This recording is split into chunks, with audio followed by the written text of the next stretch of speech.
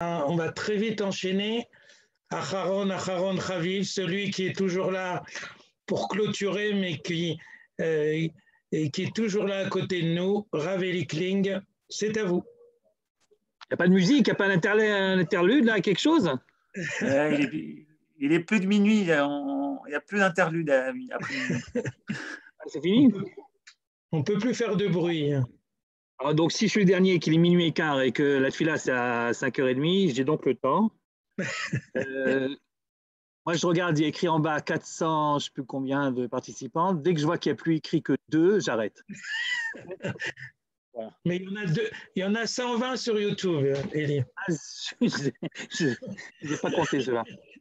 Ok, d'accord. 170 sur YouTube, 170. Ok, très bien. Kanir Bousman Israël.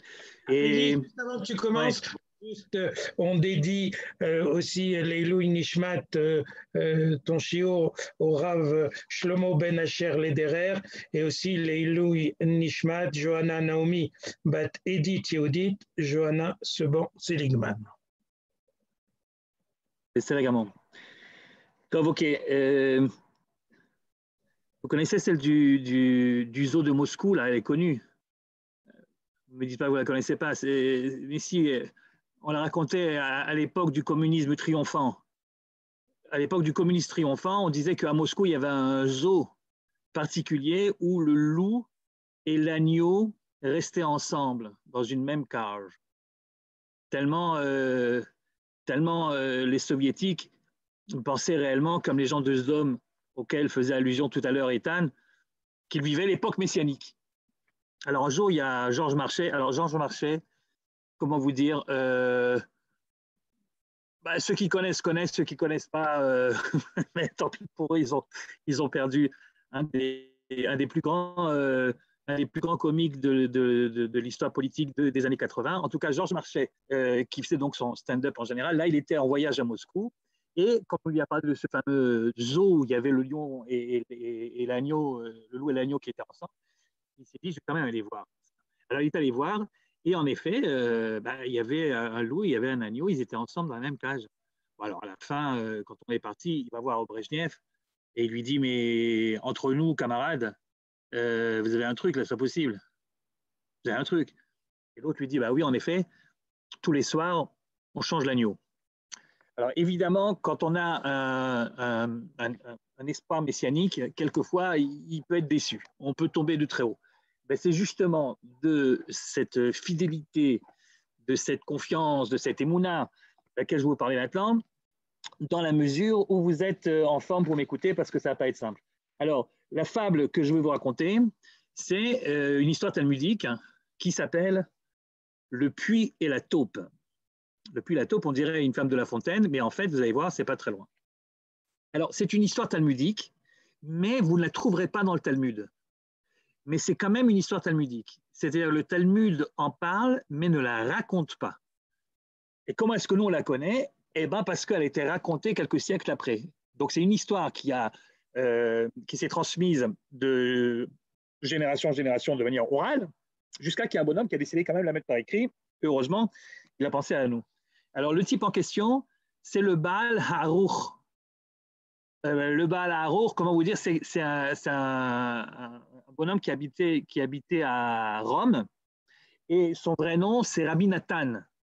Et Rabbi Nathan, il est connu justement comme étant le Baal Haruch parce qu'il a écrit un bouquin qui s'appelle le Haruch. Or, ce bouquin, c'est un bouquin qui est resté très populaire jusqu'à aujourd'hui, en fait. Très spécial. Il a une histoire très spéciale, ce bouquin, dans la bibliothèque juive que nous connaissons, le Baal Haruch. Donc, c'est Rabbi Nathan ben Yechiel. Il est contemporain de Rashi, pour vous situer un petit peu. Sauf qu'ils ne se sont jamais rencontrés parce que Rashi, il était à Troyes et Rabbi Nathan, lui, il était à Rome. Et donc, ils ne se rencontraient pas, mais ils savaient, l'un connaissait l'existence de l'autre. Ils sont nés pratiquement à 5 ans près, ils sont nés à la même époque, donc on parle du XIe siècle, vous voyez un petit peu le truc.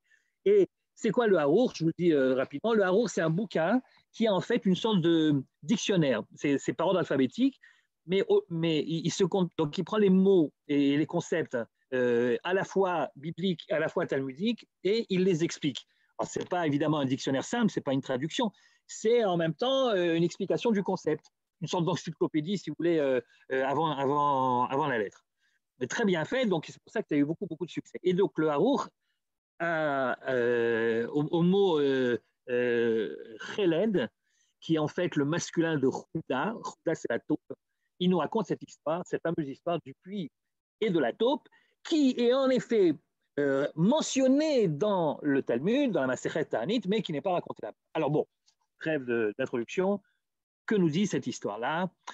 Si notre ami Johan est toujours éveillé, ce que je ne sais pas, parce que, ah ouais, je ne suis pas sûr, parce que comme il a enlevé sa caméra, et peut-être qu'il dort, ah non, il dort pas. Alors, oui, mais ici, un petit peu, parce que, ah si, c'est ça, oui, pardon, excusez-moi. Alors, suis avec moi dans le texte. Maaseh Beneara, Shaita Olechet Lebet Ima, donc c'est l'histoire d'une jeune fille qui se rendait chez sa maman, et Ta'ata Baderech. Et donc, elle s'est perdue en route, la pauvre. Et elle s'est perdue en route, et à un moment, elle marche, et elle a très soif. Évidemment, elle n'avait pas prévu de se perdre en route, donc elle n'avait pas amené la gourde qu'il fallait. Et donc, au bout d'un moment, elle a très soif, il fait chaud. Al-Khabelo Yishuv, elle se trouve comme ça, perdue dans une route qui ne mène à rien. Et puis, Kivan, chez Egia, les Khatsi Ayom, et puis il se fait midi, quoi, il fait chaud. Sam'a, elle a très soif, Verata Be'er, et elle voit tout d'un coup un puits, Ve'revel Shedli Talou Yalea, et il y a un seau qui, avec une corde, est accroché à cette marelle, à ce puits. Alors, qu'est-ce qu'elle fait? Eh bien, elle décide de rentrer dedans, de rentrer dans le puits et de se désaltérer. Et c'est ce qu'elle fait, donc elle rentre à l'intérieur, elle se laisse comme ça descendre jusqu'au fond du puits, et elle boit, et elle se sent beaucoup mieux, et c'est là qu'elle se dit, et maintenant, comment je fais pour remonter? Elle aurait pu y penser avant, elle n'y a pas pensé avant, elle avait très soif, elle n'a pas pensé à autre chose, et voilà, maintenant, elle est au fond du puits, elle ne sait pas comment faire. Elle se met à crier, elle se met à pleurer, et heureusement, au bout de quelques temps, c'est pas écrit combien de temps, au bout de quelques temps, il y a un bonhomme qui passe, d'accord, il y a un bonhomme qui passe, לאחר ששתתה, ביקשה לעלות ולא יכלה, והייתה בוכה וצועקת, עבר אדם אחד ושמע קולה, et il a entendu cette voix qui venait du plus profond du puits. Vous imaginez que le bonhomme, il a eu un petit peu peur, quoi. Il s'est demandé qu'est-ce que c'est que cette voix qui vient du profond du puits? Est-ce que c'est vraiment un être humain? Ou bien peut-être c'est un démon, peut-être que ça veut dire des mazikines, peut-être que ce sont des êtres malfaisants qui sont dans les puits, vous savez, des monstres. Alors, Ahmad al-Be'er, il n'arrivait pas à distinguer la jeune fille, donc il n'entendait que la voix, donc il ne savait pas ce que c'était. Amara, il lui a dit, Miat, qui es-tu donc? Mibne Adam ou Mina Mezikin? Et elle a répondu, mais non, Mibne Adam Ani. Je suis une jeune femme, quoi. Je suis une jeune femme. Amara, Shema Minaru Chotat. Peut-être que non, peut-être que tu es en fait un esprit malfaisant et tu es en train simplement de me jouer des tours et de ne pas révéler ta véritable identité. Amrala lui a répondu, non, tu te trompes. Amrala, eh bien, jure-moi que tu es vraiment un être humain. Eh bien, elle lui a juré. Amrala, Mativar. Alors, à ce moment-là, il a été plus ou moins convaincu. Parce qu'à l'époque, quand on jurait quand même, on jurait qu'on soit un être humain, qu'on soit un démon. Quand tu jures, tu as une parole. Il n'y a qu'une seule parole. Le démon, il n'a qu'une seule parole. Et l'homme aussi. Donc, quand elle a juré, ben, elle a juré et donc il l'a cru. Donc, il lui dit, OK, mais alors si tu es un être humain, qu'est-ce que tu fais dans un trou? Qu'est-ce que tu fais dans un trou? Si Pralet Kolamase, donc lui a raconté l'histoire. Amarla, imanim ma'aleotach. Il lui a dit, bon, ok, je peux te sortir de là, mais si je te sors de là, est-ce que tu es prête à m'épouser? Complètement barjot, le bonhomme. C'est-à-dire, il ne la connaît pas, quoi. Il y a une seconde, il pensait que c'était un démon. Et voilà qu'il décide de l'épouser. Comme on va voir dans un instant, il n'avait pas vraiment l'intention de le faire, quoi. Il avait d'autres idées en tête. Amralo, Ken, ben évidemment, qu'est-ce que tu veux qu'elle fasse? Au fond du puits. Elle lui a dit, ben, ce que tu veux, hein, ouais, je t'épouse, il n'y a pas de problème. Et là, il l'a fait monter. Kivan, c'est là. Bikesh le'izdakek lamiyad. Et alors, finalement, heureusement qu'il est minuit et demi et que les jeunes enfants sont au lit. Et donc, parce que c'est un texte. Enfin bref, donc il lui dit allez, puisqu'on est d'accord de se marier, on va faire ça tout de suite. On va consommer, comme on dit. Amra, l'eau, elle lui a dit mais Zamata, d'où tu sors?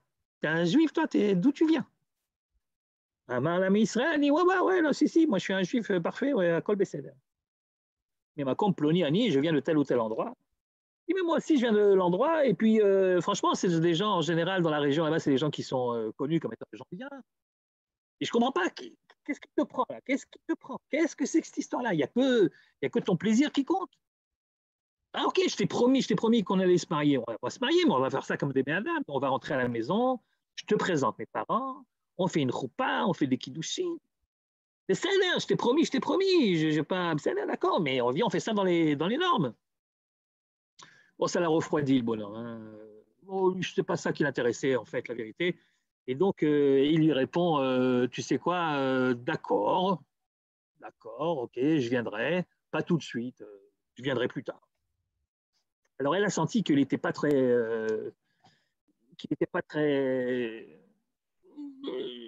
bon, non, on ne peut pas se fier beaucoup à lui. Alors, elle a décidé de le coincer, c'est que sa parole soit certifiée par des témoins. Oui, mais sauf qu'ils étaient en plein désert, ils regardaient à droite à gauche, il n'y a pas de témoins qui passent. Alors elle lui dit, donc une fois qu'ils se sont promis l'un à l'autre, c'est-à-dire, Amarla, miye ed beni levener. Alors d'après ce texte du Harour, c'est lui qui a proposé donc des témoins. D'après le texte de Rashi, sur la Gemara en question, c'est elle qui, bon, en fait, c'est pas très important, qui a demandé des témoins. Mais en tout cas, ils ont demandé qui seront nos témoins. Vous savez qu'il faut 2 témoins. Et bien justement à ce moment-là, il y a une taupe qui est passée à ce moment-là. Alors elle lui aurait dit, ou be'erze yiyu edim, shenanu mechazvim zebazé. Cette taupe et ce puits seront nos 2 témoins qu'on n'est pas en train de se raconter des histoires et qu'on a en effet décidé sérieusement l'un pour l'autre de s'épouser. Vous comprenez qu'on est dans une histoire un petit peu bizarre. D'abord que des taupes sont des témoins, je ne sais pas si peut-être vous avez rencontré des taupes dans les différents tribunaux que vous avez fréquentés, mais c'est rare quand même d'avoir une taupe témoin et un puits également. Un puits également, c'est assez rare et on ne comprend pas très bien ce que ça signifie. Et puis bon, on ne comprend pas non plus, mais ça je vous le dis entre nous, pourquoi cet acharnement de la jeune fille à vouloir absolument réaliser ce pourquoi il s'était promis, mais il s'était promis dans des circonstances telles que, bon, ben, ça va, elle n'avait pas l'autre choix, et puis lui, de toute façon, ce qui l'intéressait, apparemment, c'était pas vraiment ça. Ce qui l'intéressait, c'est, bon, la gaudriole vite fait, bien fait, mais pas plus que ça, quoi, apparemment. Alors, pourquoi donc tout ça? Mais enfin, elle, à partir du moment où elle a dit quelque chose, eh bien, non, elle prend ça très au sérieux. Et donc, il est d'accord, il dit, bon, d'accord, la taupe, le puits, la taupe. Bon. Et finalement, donc, ils se séparent, d'accord? Chacun y va dans son chemin. Mais la jeune fille, elle est restée fidèle à sa promesse. Et chaque fois qu'il y avait quelqu'un qui voulait l'épouser, qui voulait la proposer en mariage, qui voulait sortir avec elle, etc., elle refusait en disant non, moi j'ai promis, j'attends que le bonhomme y revienne, et moi j'épouse personne. Mais comme les gens ils commençaient réellement à l'embêter un petit peu, c'est tous les jours, mais comment ça se fait que tu n'es pas marié, mais peut-être que, et voilà, regarde, beau parti, etc. Elle en avait jusque-là. Elle a fait un truc que les filles savent faire. Elle s'est fait passer pour une folle, pour une malade, et donc les gens ont arrêté de l'embêter. Vous comprenez? Alors, la maladie qu'elle s'est inventée, c'est ce qu'on appelle, nous, l'épilepsie. C'est ça qu'elle s'est inventée, c'est comme ça qu'expliquent les commentateurs. Elle s'est fait passer pour folle, Mekarat el Bgadea, elle faisait des crises, comme ça, elle déchirait ses vêtements. Ou bien, et chaque fois qu'il y avait un qui voulait la toucher aussi, elle déchirait le vêtement. Jusqu'à ce que les gens ne s'occupent plus d'elle. Et elle a conservé l'alliance qu'elle avait avec ce bonhomme. Lui, de son côté, alors là, c'est vraiment pas son truc. Mais dès le jour où il s'est séparé d'elle, dès le jour où il l'a quittée pour rentrer chez lui,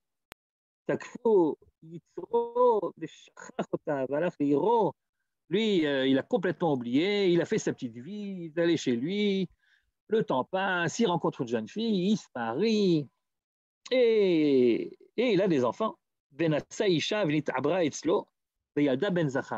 Et voilà, Tipa, que le bonhomme, il a un enfant, un garçon, avec cette nouvelle femme. Et lorsque le gosse a eu 3 mois, eh ben ouais, ben oui, c'est ce qui est arrivé. Chanak Ota Khulda, il y a une taupe qui l'a étouffé. Ça ne l'a pas tellement fait travailler à ce moment-là, vous voyez, il n'a pas vraiment réfléchi. Il a continué, il s'est dit, bon, accident, ça arrive. Accident. Donc, il a continué à vivre tranquillement avec sa femme. Il a eu un deuxième garçon. Et au bout d'un moment, quand le gosse a pu commencer à marcher, eh ben, il a trébuché dans un puits et il en est mort. Là-dessus, lui, il ne réagit toujours pas. Que les 2 témoins, ils ont fait ce qu'ils ont fait, lui, il ne réagit toujours pas. Par contre, sa femme lui dit, écoute, mon vieux, il y a quelque chose de bizarre dans ce qui nous arrive, dans notre malheur. Amralo ishto. Si mes enfants étaient morts de mort naturelle, comme meurent les gens en général, j'aurais dit, c'est un malheur, mais ça arrive. Ça arrive, j'ai rien contre, j'ai rien à dire, voilà, je peux rien faire, voilà, c'est comme ça. Mais maintenant, Arshav chez Metu Mita Meshuna, comme il vient de mourir d'une mort très bizarre, cette histoire, une taupe qui le mort, et puis un puits dans lequel il tombe, et quelque chose qui m'échappe. Peut-être tu me racontes qu'est-ce que c'est que cette histoire-là.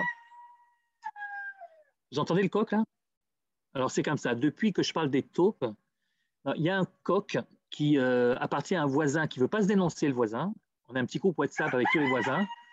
Et voilà, celui-là, ben, tous les jours, tous les matins, il se réveille à 5 heures du matin et il commence à réveiller toute la shruna. Et depuis Sukkot, chaque nuit, c'est 1 heure avant. Vous comprenez? Alors là, on est déjà à minuit et demi parce que nous sommes à Hoshana Rabbah. Chaque nuit, il avançait d'1 heure. Voilà. Il faut que tu changes le nom de la fable. C'est oui. Le puits, la taupe et le coq. Et le coq. On voulait prendre pour les caparottes de Kippour et finalement, il nous a nargués et on n'a pas réussi à l'attraper. J'espère qu'il ne va pas nous déranger jusqu'à la fin. Bon. Enfin, moi, où est-ce qu'on en était? Donc, elle lui dit, raconte-moi, qu'est-ce qui s'est donc passé? D'accord? Saper lima secha. Gila la et kol hamaaseh, il lui a raconté toute l'histoire, voilà ce qui s'est passé, et certainement que c'est lié, quoi. C'est lié. Alors, elle a tout de suite réagi de la manière la plus ferme possible. Elle lui a dit, si c'est comme ça, c'est plus de toi. Tu as une femme qui t'attend, je suis persuadé qu'elle t'attend encore, et toi, tu as osé fuir tes responsabilités, regarde ce qui nous est arrivé. Et donc, Nidgarsha, elle l'a viré de la maison, ok, ils ont divorcé, Ve'amra-lo, et elle lui a dit, Lech etzel chelkecha, va voir celle qui t'est destinée. Shenatan lecha akadosh baruch hu, celle que Dieu lui-même apparemment t'a destinée. Il est parti. Alach ve'sha'al bi'ira, il est arrivé dans la ville de la dame. Il a demandé où habite cette jeune fille. Amrulo nechpahi. Ils lui ont répondu, elle n'est pas bien. Elle a des crises. Vous savez pourquoi est-ce qu'ils... Bon, apparemment, c'est vraiment des crises d'épilepsie, machalat anefila. Vous savez certainement qu'à l'époque, au Moyen-Âge et même avant, les gens croyaient que l'épilepsie, comme c'est très, je ne sais pas si vous avez déjà vu, mais c'est très impressionnant, les gens pensaient que ceux qui avaient sur de crise, ils étaient possédés en fait par des démons, par des trucs comme ça. Et donc le fait de jouer à ça, évidemment, les gens, ils en avaient très peur. Un boulot, ils ont dit Nirtaï. Kol mi shetova, kar vekar salo. Chaque fois que quelqu'un essaye de vouloir s'approcher d'elle, voilà ce qu'il lui fait, etc. Alors, le type, il n'a pas renoncé, il est allé voir le père de la jeune fille. Pire chouette qu'on l'a massé, et alors il lui a tout raconté. Non, pardon, c'est le père qui lui a tout raconté. C'est le père qui lui a dit exactement quelle était la situation de la fille. Amarlo, kol mum sheba, ani mekabel. Regardez le tchouba du bonhomme, c'est-à-dire, il y a encore quelques jours, il était complètement à côté, il n'a rien à faire de tout ça, mais là maintenant, il lui a répondu, mais quel que soit son défaut, c'est pour moi et je la prendrai, je l'épouserai. Je l'épouserai, quel que soit son état. Et mis dans la Vedim, alors ils ont fait une troupa, ils ont pris des témoins, des vrais témoins cette fois-ci, ok. Baetzla, et ils ont en effet vécu ensemble. Itrila la sot minaga, elle n'avait pas reconnu que c'était lui, hein. Elle n'avait pas reconnu, donc elle continuait au départ à faire la faux folle. Si Perla, Maser Khulda va à bord, il lui a rappelé l'affaire de la taupe et du puits. Malo, elle lui a répondu, Afani bibriti amadeti. Eh bien, écoute, tu sais quoi? Moi aussi, j'ai gardé fidélité. Je ne sais pas pourquoi elle dit aussi, parce que l'autre, bon, il a gardé finalement, mais c'est un petit peu forcé. En tout cas, moi, j'ai gardé fidélité à l'alliance qu'on a conclue, toi et moi. Et donc, évidemment, il n'était plus question qu'elle joue le rôle, qu'elle joue le jeu de la faux folle. Donc, évidemment, elle s'est conduite normalement. Parou, Veravu, Bebanim, Benechassim. Et ils ont eu, le couple a eu donc beaucoup d'enfants, et même ils sont devenus riches. Donc, une belle histoire finalement qui finit bien. Valem, Amar Akatou, c'est d'ailleurs à propos de gens comme eux que le verset dans Télim dira, et Naï Benemane Eretz, mes yeux, c'est Dieu qui parle, mes yeux, je les pose, c'est-à-dire en fait, je me préoccupe de Nehemane Eretz, de ceux qui sur terre sont des gens fidèles. La Sheret, il m'a dit, c'est eux qui peuvent siéger à mes côtés. Voilà l'histoire. Et l'histoire. On ne serait pas en Zoom, je vous demanderais, mais qu'est-ce que cette histoire nous raconte? On ne serait pas en Zoom, c'est ce que je vous poserais comme question. Mais comme on est en Zoom, je ne peux pas, vous comprenez, si je commence à ouvrir tous les micros, on ne s'entend plus, tout le monde parle et ça ne va plus du tout.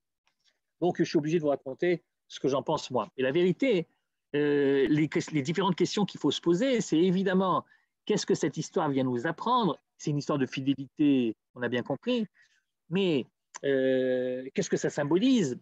Évidemment, d'abord les deux édim, ces deux témoins très bizarres, cette taupe et ce puits, ça représente quoi? Et puis, qu'est-ce qu'on doit apprendre de cette histoire qui finalement nous semble... c'est une histoire de quelqu'un qui est fidèle et qui finalement elle a raison d'être fidèle. Bon, la vérité, si elle n'avait pas été fidèle, elle aurait eu des circonstances atténuantes, je pense que personne ne l'aurait voulu vraiment.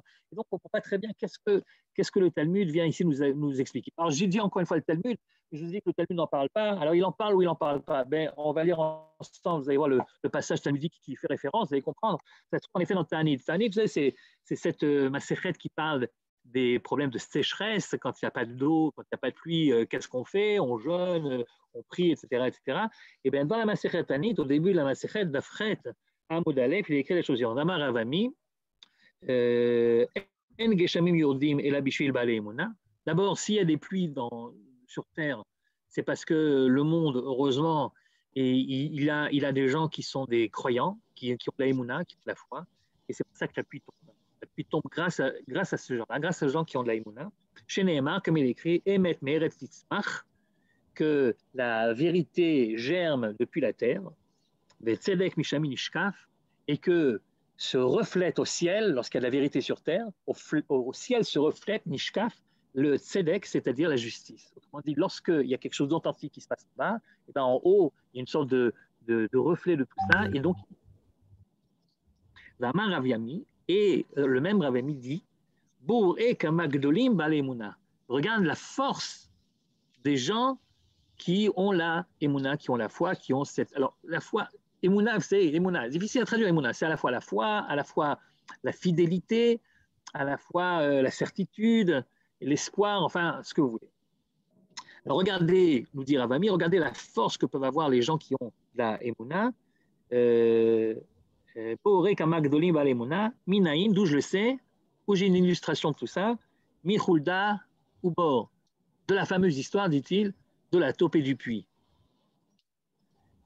Et pourquoi de là tu peux apprendre la force de la Emouna? Parce que raisonnement par Kalvachomer, raisonnement par fortiori. Si déjà quelqu'un qui n'avait pu faire confiance qu'en une taupe et un puits, car finalement ça se termine comme ça, donc à plus forte raison, celui qui a la Emouna en Dieu lui-même, bien entendu que ça se terminera bien. Et de là, tu vois que l'histoire du puits et de la Khouda, c'était une histoire que les gens se racontaient, quoi. Tellement connue qu'on n'a même pas besoin de la raconter. Il suffit de dire le titre et tout le monde sait. Comme si je vous disais, comme dans le lièvre et la tortue, et tout le monde sait pour l'histoire. Ouais. Et Rachi, d'ailleurs, sur place, alors le Rachi de Tanit, on n'est pas sûr que c'est vraiment Rachi, hein, on ne sait pas trop. Enfin, bon, c'est Rachi. Alors, Rachi là-bas, il raconte en gros l'histoire, on ne va pas le relire parce qu'il y a quelques petits détails qui changent par rapport au Harouk. Enfin, c'est plus ou moins la même histoire. Qu'est-ce que ça représente une taupe? Qu'est-ce que ça représente un puits? Alors, j'ai regardé un petit peu le Maharal de Prague. C'est le Maharal de Prague, c'est un des seuls qui prennent au sérieux les Agadotes du Talmud. Pratiquement toute son œuvre est basée là-dessus. C'est des explications des Agadotes du Talmud. Et donc, il nous raconte, le Maharal, que la taupe, ça serait le symbole masculin, je suppose parce qu'il creuse, il avance, etc. Et le puits serait le symbole de la féminité, parce que, je suppose, parce que c'est profond, parce que voilà, Nekeva, vient de Nekev, qui veut dire un orifice, un trou, etc. Dans l'image, pas seulement du Maharal, mais en général, ce qui est Zachar, c'est en général symbole de celui qui donne, et ce qui est Nekeva, c'est en général symbole de celle qui reçoit. Mais une fois qu'il dit ça, le Maharal, que tu as ici deux témoins, un qui représente le principe féminin et l'autre qui représente le principe masculin, bon, t'es pas beaucoup plus avancé que ça, quoi. En tout cas, c'est une question de fidélité, parce qu'après le contexte de la Gemara, on va passer à Balé Emouna. Donc, apparemment, ce que l'histoire veut te raconter, c'est la force de la Emouna. C'est la force de la Emouna. Et en effet, je suppose que ça signifie que, regarde, cette jeune fille, elle aurait pu, depuis longtemps, dire, bon, allez, laisse tomber, de toute façon, apparemment, il m'a oublié, et puis on s'est promis, mais bon, étant donné les circonstances, ce n'était pas vraiment une vraie promesse, et il s'en fout, lui, tu vois bien qu'il ne revient pas. Eh bien non, au risque de rester jeune fille toute sa vie, de ne pas épouser personne, elle dit, non, finalement, le type, il a juré, ça viendra, et puis il y avait des témoins, et je crois aux témoins. Les témoins, ils ne vont pas laisser les trucs pareils. Et c'est des garants, en fait, ce n'est pas des témoins, c'est des garants. Et ils vont certainement faire ce qu'ils doivent faire. Et donc, elle attend avec beaucoup de Emouna, et finalement, elle finit par avoir beaucoup d'enfants, être riche, et voilà, et tout se passe. Donc, c'est une histoire d'Emouna qu'on vient de raconter ici. Il y a pas mal d'histoires d'Emouna dans le Tanakh, bien sûr. Et quand je dis l'histoire d'Emouna, c'est l'histoire de gens qui auraient pu sombrer dans un désespoir parce que le temps a passé, parce que rien ne se passe, justement. Et puis, malgré tout, ils tiennent avec force à l'espoir qui est basé sur une promesse, en général une promesse divine, mais pas que. Et donc, ils finissent par tenir bon jusqu'au moment où, en effet, ils se disent, j'ai bien fait d'attendre. C'est un thème qui revient très souvent dans le Tanakh, mais c'est un thème qui revient aussi dans l'histoire juive, bien sûr. À quoi vous pensez? À quoi je pense? Pas au niveau de l'histoire juive, au niveau du Tanakh, au niveau de l'histoire dans Bereshit, tu as plusieurs histoires comme ça. Il y en a une particulièrement qui est très jolie, que j'aime beaucoup, c'est celle de Yaakov Avinu à la fin de sa vie. Vous connaissez cette histoire-là? Si vous connaissez cette histoire-là.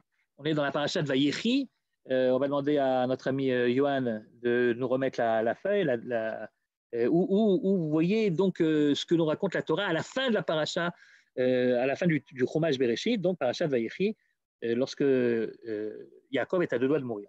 Alors regardez voir, c'est le chapitre 48. Vous l'avez? Non, vous ne l'avez pas parce que ce n'est pas sur le truc. Bon, si ça vient. Oui, non, parce que j'ai commencé après, j'ai laissé tomber le 47, je suis arrivé au 48, donc juste un petit peu en dessous. Voilà, très bien, un petit peu en dessous. On va remonter après, voilà, très bien. Après les choses qui ont été racontées précédemment, donc, on dit à Yosef, tu sais que ton père est malade, Alors, il finit ni deux, Yosef, qui est le vice-roi d'Égypte, hein, il amène ses deux enfants et ils vont faire une visite, sans doute la dernière, à Yaakov, leur père. Et là, Yaakov, sur son lit de mort, il tient à faire un discours qui n'est pas très cohérent. Et le discours de Yaakov avant de mourir à Yosef, c'est un discours qui a trois parties, mais on ne voit pas très bien le rapport entre les trois parties. Alors, regardez ce qui se passe. Dès qu'on dit à Yaakov, voilà, Yosef arrive, tout de suite, il se renforce un petit peu sur son lit, mais il traduit qu'il serait les Shavuot. Yaakov et Yosef, il lui dit premièrement, El Shaddai nira elai belouz beretz kenai vayivarechoti. Il rappelle un truc que Yosef a certainement s'en rappelle également. C'est un épisode de la vie de Yaakov. Yosef était présent. Lorsqu'ils sont revenus tous ensemble de chez Lavan, après avoir passé tellement d'années là-bas, donc ils sont revenus. Yosef, c'est le plus jeune à ce moment-là des enfants. Binyamin n'est pas encore né. C'est toute la paracha de Vaishlach. Il revient et à un moment, il arrive à Bethel. Pourquoi à Bethel? Parce que Bethel, c'est l'endroit qu'il avait pris quand il était parti chez Lavan. Quand il avait quitté Beersheba et pour aller chez Lavan, il s'était arrêté à Bethel. Vous vous rappelez, il a dormi là-bas. Il y avait l'histoire du fameux songe de Yaakov avec les chaînes, etc.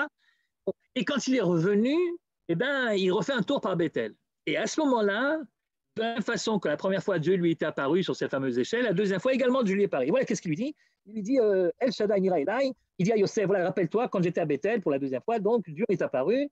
Et puis c'était à Luz, Beretz Canaan, on appelle aussi le Bethel Luz. Il m'a béni, il m'a dit, je te multiplierai. D'accord, je te multiplierai, tu auras beaucoup d'enfants, et puis tu auras toute cette terre t'appartiendra. C'est la fameuse promesse des enfants et de la terre, et c'est cette double promesse qui revient tout le temps. Il y a Abraham, et Yitzhak et Yaakov, et là, on se demande pourquoi il est obligé de rappeler ça à Yosef aujourd'hui. Et puis, deuxième point de ce discours décousu apparemment, deuxième point, tu as eu deux enfants pendant que je savais pas que tu étais en Égypte et je ne savais pas que tu étais vivant, quoi. Tu as eu deux enfants, un qui s'appelle Ephraim et un qui s'appelle Ménaché. Eh bien, figure-toi, qui Reuven, Shimon et Yuli, pour moi, ce sera comme Reuven et Shimon. Attention, quand le patriarche dit Ephraim et Ménaché, c'est comme Reuven et Shimon, c'est pas n'importe quoi. Ça veut dire, ça a des conséquences ilchatiques. Ça veut dire qu'il n'y a plus 12 tribus, il y a 13 tribus. La tribu de Yosef se divise en deux, Ephraim et Ménaché, il y a 13 tribus. Quand ils hériteront, donc les tribus d'Israël hériteront d'Eretz Israël, eh bien, ça sera divisé en 13 parties et pas en 12. Enfin, finalement 12, parce que les villes n'en prend pas, mais il y aura donc Ephraim et Ménaché qui sont la double tribu de Yosef. Et donc, on a rajouté une tribu. Attention, ce n'est pas juste, pour moi, ils sont aussi importants que Ephraim, que Reuven et Shimon, c'est vraiment comme si c'était mes enfants. Par contre, les enfants que tu pourrais avoir après, c'est maintenant, quoi, ça, je m'en fous, ça, c'est pour toi, ça. Ça n'a rien à voir. Ça, c'est mes petits-enfants. Par contre, Ephraim et Ménaché, c'est comme si c'était les miens. Et puis, dernier point. Donc, premier point, Dieu il m'a promis, quand je suis revenu de Bethel, que j'aurais une descendance et que la terre m'appartiendrait. Okay. Deuxièmement, sache que Ephraim et Ménaché, c'est comme pour moi Reuven et Shimon. Et puis, troisièmement, il lui rappelle un épisode tragique que Yosef, évidemment, connaît par cœur, puisque c'est un truc tellement tragique. Il voit sa mère mourir en donnant naissance à son frère Binyamin. Et ce même jour, la mère meurt, la mère que Yosef, évidemment, aimait tellement. Évidemment, il se rappelle très bien cette scène-là. On se demande pourquoi Yaakov est obligé de rapporter cette scène-là juste maintenant. Quel rapport avec la vie de Yaakov qui s'achève maintenant et quel rapport avec les deux points précédemment cités? Et lorsque j'étais en route depuis Padan, depuis la vanne, Meta alay Rachel, tu te rappelles que Rachel est morte à ce moment-là, Beretz Canaan Baderer, Bot Kivrat, Eretz Lavo Efrata, avec Beracham Baderer, je l'ai enterré là-bas en chemin, Bethléem, c'est donc à Bethléem. Après, bon, il voit, il s'intéresse à Ephraim et Ménaché, justement, il dira, regardez à la fin, parce que Daef, il dira, Vayomé Israël Yosef, tu sais quoi, il faut que je te dise un truc. C'est tout à fait parce que Daef, il dit, tu vois, c'est dingue quand même. Je ne pensais plus te voir, je pensais plus te revoir. J'espérais même plus te revoir. Elohim, non seulement Dieu m'a fait que je te vois, mais il m'a fait également découvrir que tu as une descendance. Quel est le rapport entre ces trois points? Pourquoi est-ce que Yaakov, avant de mourir, il rappelle ces trois points? Alors, comme vous savez, Rashi, à propos de l'affaire de Rachel qui est morte en chemin, Rachid dit c'est parce que Yaakov vient de demander à Yosef de l'enterrer à Hebron, Marat Marpella, avec toutes les difficultés que ça peut avoir. Et Rachid dira, eh ben comme il sait, Yaakov, il est en train de se dire, ouais, mais je dis ça à Yosef de faire des pieds et des mains pour m'enterrer là-bas à Hebron, alors que sa propre mère, quand elle est morte à Bethléem, qui n'est pas très loin de Hebron, comme on sait, hein, c'est quelques vingtaines de kilomètres, eh ben, je ne l'ai même pas amené là-bas. Et moi, je lui demande de faire un truc que je n'ai pas fait pour sa mère. Il doit certainement avoir quelque chose contre moi. Et donc, je lui dis, tu sais quoi, je te rappelle comment elle est morte. Hein, elle est morte en chemin, et qu'est-ce que je fasse? Je ne pouvais pas faire autrement. C'est ce que dit Rachid pour expliquer pourquoi est-ce qu'il rappelle cet épisode tragique de la mort de Rachel à ce moment-là. Mais la vérité, ça ne rentre pas dans le texte, ce que dit Rachid. Parce que dans ce que je viens de vous lire là, dans cette rencontre, cette dernière rencontre entre Yaakov et Yosef, il n'y a pas du tout la demande de Yaakov d'être enterré à Hebron. Cette demande de Yaakov d'être enterré à Hebron, elle a eu lieu, mais elle n'a pas eu lieu maintenant pendant cet épisode, cette rencontre ultime entre Yosef et Yaakov. Ça a été dit bien avant. Le texte qu'on vient de lire, il commence par Vaï, mais après ce qui est arrivé précédemment. Ce qui est arrivé précédemment, c'est quelques mois avant. Et en effet, c'est le début de la paracha de Vaïchi, donc c'est le chapitre d'avant.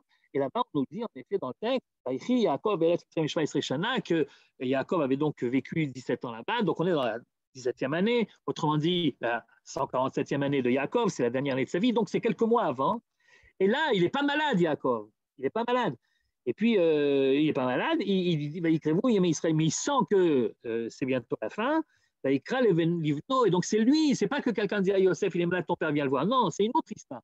Il appelle Yosef. Il dit, écoute, il faut que je te dise quelque chose. Le jour où je meurs, ne m'enterre pas ici. Enterre-moi là-bas. Enterre-moi en Eretz Israël, enterre-moi à Marat Marpella. Et là, il ne lui parle pas de la mort de Rachel. Si Rachel avait raison, c'est là qu'il aurait dû parler de la mort de Rachel. Vous comprenez? C'était le fait que c'est deux histoires différentes. C'est pas qu'il a dit ça, enterre-moi à Hebron.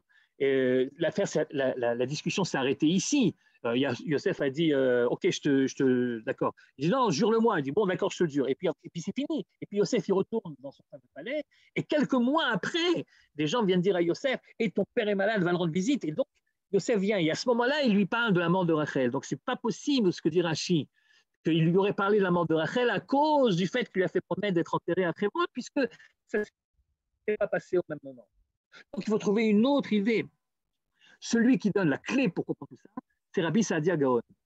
Rassag, en un seul mot, donne un sens à cette dernière rencontre entre Yaakov et Yosef. Qu'est-ce que dit Rassag? Regardez, c'est la dernière ligne du Makor. Rabbi Saadia Gaon, à propos de ce que dit Yaakov et Yosef, et moi, Vani, Bevoimi Padan, lorsque je revenais de Padan, lorsque je revenais de Lavan, elle est morte en route, Rachel. Rassag il dira, Vani Bevoi, Aval Ani Bevoi. Il dira simplement, il rajoute juste un mot, Rabbi Saadia Gaon, il dira, Aval Ani Bevoi, mais cependant, lorsque je suis rentré, et voilà ce qui s'est passé. Et ce mais, qui n'est pas écrit dans le texte, mais que Rabbi Saadia Gaon croit pouvoir lire dans le texte, nous donne la clé pour comprendre tout ça, et c'est une grande leçon d'Emouna. C'est une grande leçon d'Emouna. Et tout d'un coup, tu comprends le rapport entre les trois parties du discours de Yaakov. Yaakov, en fait, au moment où Rachel meurt, il est en pleine crise de foi. Enfin, crise de foi, vous voyez ce que je veux dire. Une crise d'Emouna. La crise d'Emouna de Yaakov, c'est pas seulement parce que sa femme chérie meurt, évidemment, c'est une tragédie. Mais il y a quelque chose de plus grave encore, si possible, c'est que quelque temps avant, dans la même paracha, Dieu lui a promis, tu auras d'autres enfants. Il lui a pas dit comme à Abraham, je ferai de toi un grand peuple. Il a dit, pré-ourvé, tu auras, toi, Yaakov, d'autres enfants. Or, Yaakov regarde autour de lui, et parmi ces 4 femmes, il n'y en a plus qu'une qui est capable de donner d'autres enfants, qui peut encore donner des enfants, et c'est Rachel. Rachel est enceinte déjà de Binyamin, et donc évidemment, ce n'est pas de Binyamin que Dieu parle en disant tu auras encore des enfants. Celui-là, il est déjà en route. Donc il se dit à Yaakov, après Binyamin, j'aurai d'autres enfants. Avec qui? Avec Rachel, avec qui d'autre? Voilà que Rachel donne naissance à Binyamin, et au même moment, elle meurt. Et à part la douleur énorme de la perte de Rachel, sa femme préférée. À part cela, il y a un problème d'émouna énorme chez Yaakov. Il aurait encore des enfants. Comment donc va-t-elle se réaliser? Et avec qui? Et Yaakov fait ce qu'un homme qui a une émouna doit faire. Il se tait et il attend patiemment, comme la femme de l'histoire de tout à l'heure, avec le puits et avec la taupe. Il se tait et il attend patiemment. Le silence de Yaakov au moment de la mort de Rachel est impressionnant. Yaakov, c'est un homme qui extériorise ses sentiments. Vous l'avez entendu pleurer lorsqu'il a cru que Yosef était mort, inconsolable, porte le deuil, etc. Et ici, elle meurt, Rachel, et il ne dit rien, il ne pleure pas. Il ne pleure pas parce qu'il a à l'intérieur de lui-même une tempête énorme. Il a un problème de Emouna, il se dit mais qu'est-ce qui se passe là alors? Mais qu'est-ce qui se passe? Et un vrai ma'amine, quand il a un problème d'Emouna, eh bien il se tait, il ne blasphème pas, il ne remet pas en cause les promesses, il se dit je ne sais pas comment ça va se réaliser, mais ça va certainement se réaliser.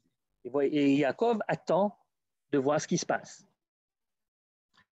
Et lorsqu'il retrouve des années après Yosef en Égypte, et que non seulement il retrouve Yosef, mais il retrouve avec Yosef 2 enfants dont il ne pouvait même pas soupçonner l'existence, chez lui ça fait tilt. Et il se dit c'est ça la promesse. Vous allez me dire mais c'est pas ses propres enfants. Ouais, mais c'est pas grave, c'est comme ça que lui le comprend. C'est-à-dire il attendait de savoir, mais qu'est-ce que c'est que ces enfants que je ne peux plus avoir? Non seulement Rachel est morte, mais son fils Yosef est mort, et en plus Binyamin, enfin on va me le prendre et puis il va savoir ce qu'il va lui... Vous comprenez pourquoi est-ce qu'il était tellement réticent de laisser partir? Il dit enfin, vous comprenez, j'ai une promesse d'avoir plein d'enfants avec Rachel, et voilà que non seulement je ne peux plus en avoir, mais ceux que j'ai, ils disparaissent un après l'autre. C'est pour ça qu'il ne voulait pas laisser Binyamin. Et alors finalement, il est dans cette situation où il ne comprend pas ce qui se passe, il ne comprend pas cette contradiction entre la promesse divine et la réalité vécue. Et là, tout d'un coup, hop, d'un seul coup, non seulement il retrouve Yosef, mais avec Yosef, il retrouve Ephraim et Menaché qu'il ne connaissait pas. Et c'est la raison pour laquelle il dit Aval, Ani bevoim padan. Dieu il m'a promis ce qu'il m'a promis lorsque j'étais à Bethel, et puis c'est rien qui s'est réalisé. Et au contraire, Aval, et au contraire, Rachel est morte. Alors maintenant, tu comprends? Ephraim et Menaché, c'est comme si c'était Reuven et Shimon. C'est mes enfants à moi. Les autres que tu auras maintenant, une fois que je sais que tu es là, eh ben, c'est tes enfants.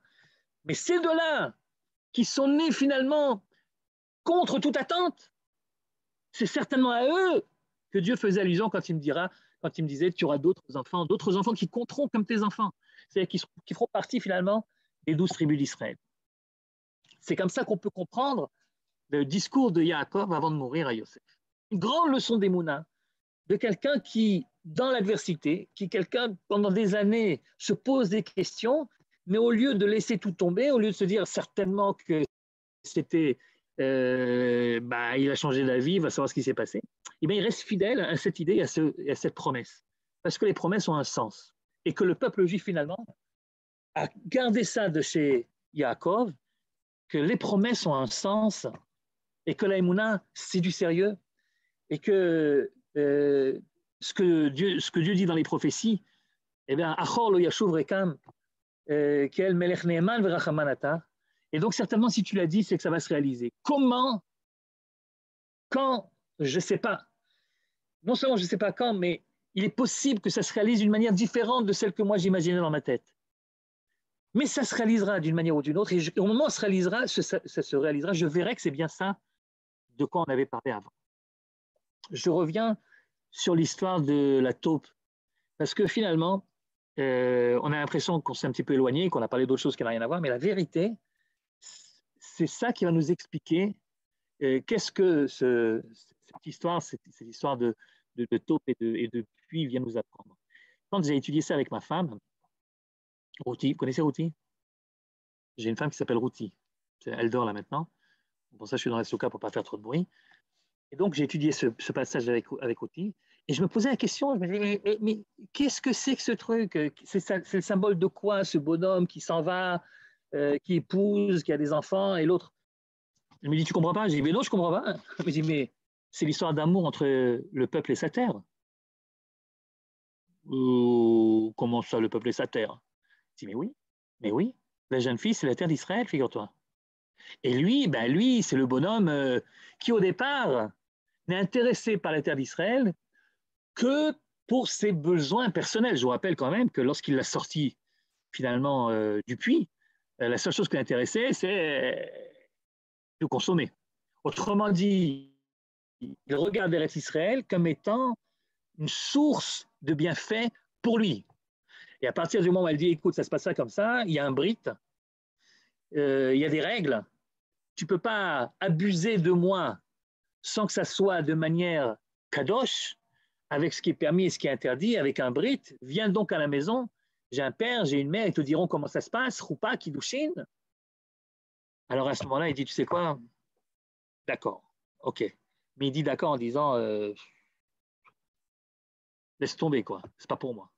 Moi, ce que je voulais d'Eretz Israël, c'était le côté pratique, c'était les pluies, c'était la récolte, voilà, quoi. Mais si c'est dans les règles, s'il faut faire une shmita, s'il faut faire des maaser et matnotani, tu sais quoi, laisse tomber. Je m'en vais. Eh bien, il s'en va. Il s'en va et il veut faire sa vie ailleurs. Il épouse une autre femme. Il épouse une autre terre. Il épouse des autres patries. Et il a des enfants. Il a une succession, il a un avenir. Mais ça se termine mal. Parce que ses enfants, son avenir qu'il pensait trouver là-bas, ailleurs, il meurt un par un. Il y a une taupe qui mange le premier, il y a un puits qui engloutit le deuxième. Et je me suis demandé, mais qu'est-ce que la taupe veut bien signifier? Qu'est-ce que le puits veut bien signifier? La diaspora, puisqu'elle était si longue, au bout d'un moment, elle a produit ce qu'elle a produit, et ce qu'elle a produit, on en a profité, pendant le moment, on en a profité. C'est certainement pas tout noir, au contraire. Il y a des grandes choses qui ont été faites là-bas. Mais avec le temps, on s'aperçoit que tout ça, finalement, c'est du provisoire. Tout ça, finalement, ça ne dure pas. Une partie meurt par la taupe, une partie est engloutie dans le puits. Il y a deux manières de perdre son identité. Lorsqu'on est en exil, tu as la manière forte par l'adversité qui te mord et qui te tue. C'est ce qu'on appelle les persécutions. C'est ce qu'on appelle les inquisitions. C'est ce qu'on appelle les pogroms. Et puis, tu as quelque chose qui est moins violent a priori, mais c'est une lente et douloureuse plongée dans un puits qui t'engloutit finalement. Et il ne reste plus rien de toi. Ça, c'est le côté assimilation. Ça, c'est le côté je disparais, je n'existe plus. Et lorsqu'il s'aperçoit, cet homme, lorsque ce peuple s'aperçoit que les enfants qu'il pensait pouvoir avoir avec d'autres femmes, que l'avenir qu'il pensait pouvoir créer ailleurs, finalement, soit ça se termine en catastrophe antisémite, soit ça se termine en assimilation douce, mais le résultat est le même, alors finalement, il se dit, peut-être que je devrais retourner là-bas. Peut-être que je devrais revoir celle qui m'est promise et à qui moi j'ai promis fidélité également. La vérité, j'enjolive un petit peu, parce que ce n'est pas lui qui a eu l'idée. C'est sa deuxième femme qui lui a dit, va-t'en. C'est elle qui l'a mise à la porte.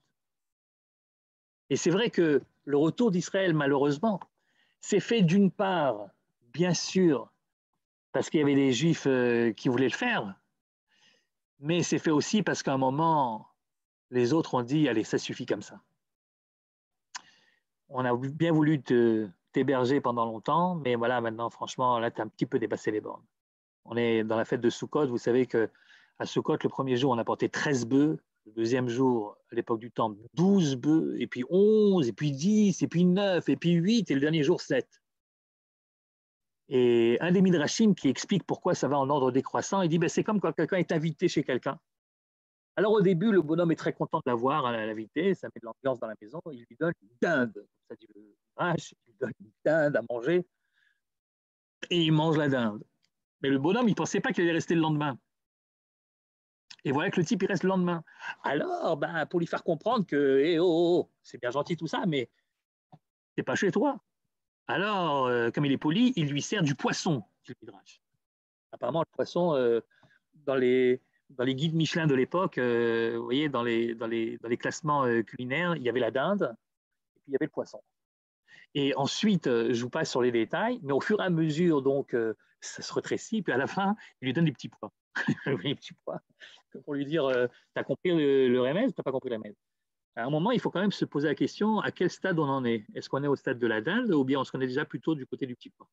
Et donc, au bout d'un moment, c'est la jeune dame qui l'a adopté, ils ont des enfants ensemble, hein, ils ont fait toutes sortes de choses ensemble, ils ont fait de la judéo-française, judéo-allemande, judéo-arabe, ils ont fait toutes sortes de judéo quelque chose. Ils ont donc produit des enfants ensemble.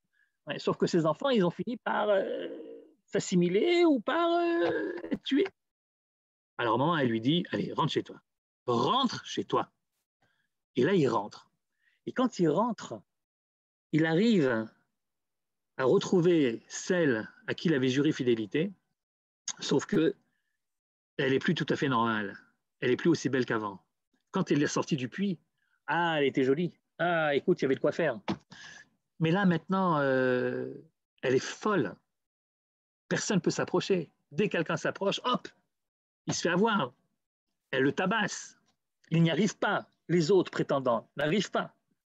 La terre qui était si belle, tout d'un coup, devient complètement impossible à cultiver. Un vrai marécage. Comment il dira Mark Twain ou Chateaubriand, l'un des deux ou les deux ensemble. Je suis parti depuis Jaffa et je suis arrivé jusqu'à Haïfa et j'ai trouvé personne sur le chemin à part un âne et un arabe par-dessus. Où est passée la splendeur placée d'Israël? Où est passée la grandeur de du royaume d'Israël? La terre en question est devenue folle, plus rien à en tirer. Et c'est là la vraie tchouva, de celui qui a mis tellement de temps à se rendre compte qu'il a manqué à sa fidélité. Alors il dira à son père, le père qui décide de tout ça, il lui dira, comme elle est, je la prends. Comme elle est, je la prends. Même si elle est folle, même si je ne peux plus rien obtenir d'elle, je la prends quand même, parce qu'elle m'est promise et je lui ai promis fidélité. Et elle était tellement fidèle, que qui suis-je moi pour manquer à cette parole que j'ai donnée à l'époque? Et donc, par la force de cette alliance retrouvée, voilà qu'il la prend telle qu'elle est. Et que les pionniers, quand ils arrivent, ils trouvent une terre qui est déserte, qui est marécageuse, où il n'y a plus rien. Et ils la prennent quand même, telle qu'elle est, je la prends, avec tous ses défauts. Et quand elle s'aperçoit qu'il tient vraiment à elle, non pas pour ses besoins primaires, non pas pour ses pulsions comme à l'époque, non pas pour en tirer tout le bien qu'elle avait déjà, mais parce qu'il est prêt, par amour de la promesse, il est prêt à s'investir complètement et à rester avec elle, même si elle n'est pas la plus belle de toutes les femmes, alors seulement elle se dévoile à lui, parce qu'elle n'attendait que ça en fait, parce qu'elle attendait que son retour. Et dès qu'elle s'aperçoit que c'est bien lui qui revient, alors tout d'un coup, elle se donne à lui.